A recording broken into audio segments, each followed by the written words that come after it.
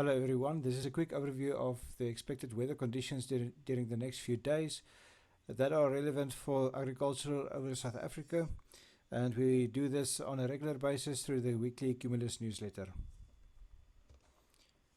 This is a infrared satellite animation from UMETSAT starting on the 15th of December going through to the 17th, and one can see the track of this tropical cyclone Chido making landfall over the northern parts of Mozambique and then tracking further west-southwestwards over the subcontinent into the central parts of Zimbabwe by the 17th of December. By the time the system reached Zimbabwe on the 17th, it's only a tropical low pressure system. This system is expected to move further west into the eastern parts of Botswana, from where it will contribute more moisture and instability over the northeastern parts of South Africa.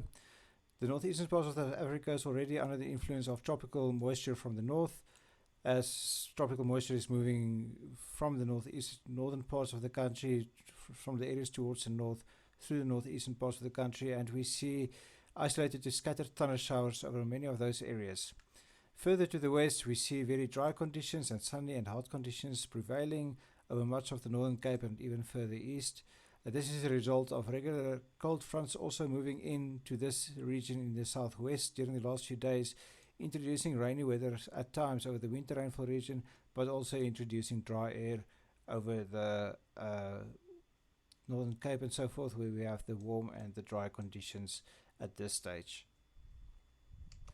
This pattern is expected to persist during the next few days, with the moisture in the northeast spreading somewhat further west according to current forecasts, and the amount of spread towards the west will determine how much rain we can see also over the western parts of the summer grain production region, where the planting window is now coming to an end.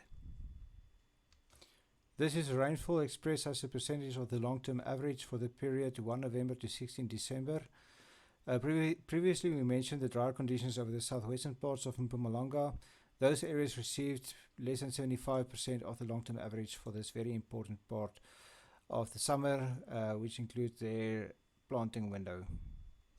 For the period 7 to 16 December, we've seen some very welcome rainfall over the northeastern parts of the country, also including much of the eastern parts of the summer grain production area. Most of the rainfall, however, only occurred from about the 13th or 14th of December. We also see that during this period we had some very welcome rain over the Delmas to Ermelo region, which we said earlier was quite dry, and the stations located in that region received about between 40 and 60 millimeters of rain during this period.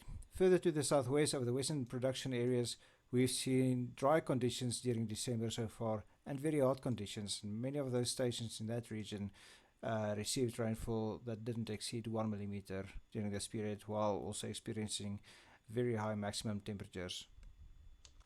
This is an example of a very hot day during the last week or so. On the 12th of December, we've seen that much of the central to eastern parts of the summer grain production region central to western parts, of the summer grain production area experienced temperatures in excess of 35 degrees Celsius.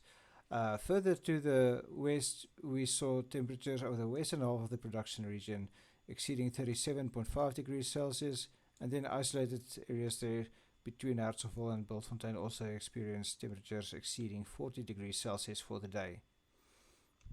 Looking now at the forecast up to the 25th of December, many of these areas over the northeastern parts are expected to receive rainfall in excess of 45 millimeters of rain, and that includes most of Mpumalanga, Gauteng, the eastern to central parts of northwest and the northeastern parts of the Free State, according to the current forecast. Further west over the western production areas, we see lower rainfall expected, maybe a bit more spotty, but totals there also in the order of, according to this particular forecast, in the order of 25 to 45 millimeters of rain.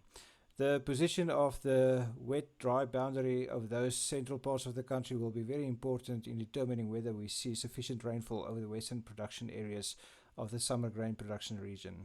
Further to the west, we will expect a continuation of dry conditions according to this forecast. This is the GFS ensemble forecast, and it is for the period up to 24 December. And again, wetter conditions are expected to continue over much of the country, with the boundary of the wetter to dry conditions again close to the western production areas of the summer grain production region. Further to the west, we are expected to see a continuation.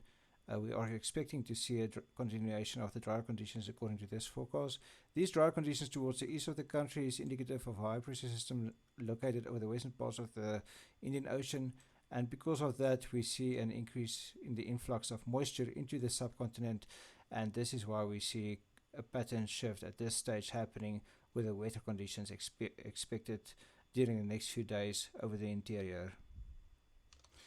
Looking further ahead regarding the conditions towards the end of the month of December, we can see that the pattern is broadly expected to remain similar according to current forecasts, again the GFS ensemble. One change maybe that can be noted here is the expectation of an expansion of the weather conditions probably further southwestwards according to current forecast. We will be monitoring all these through the weekly newsletter in the coming weeks through the summer.